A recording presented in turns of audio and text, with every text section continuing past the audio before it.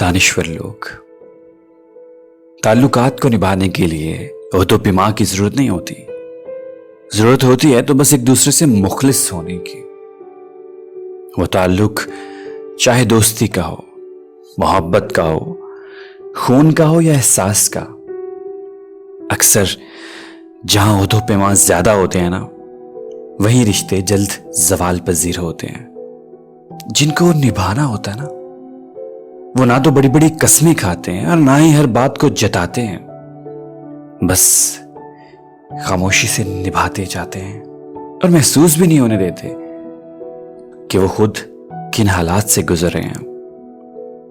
आप जब इनको पुकारोगे वो आपके साथ आपका साया बनकर मौजूद रहेंगे।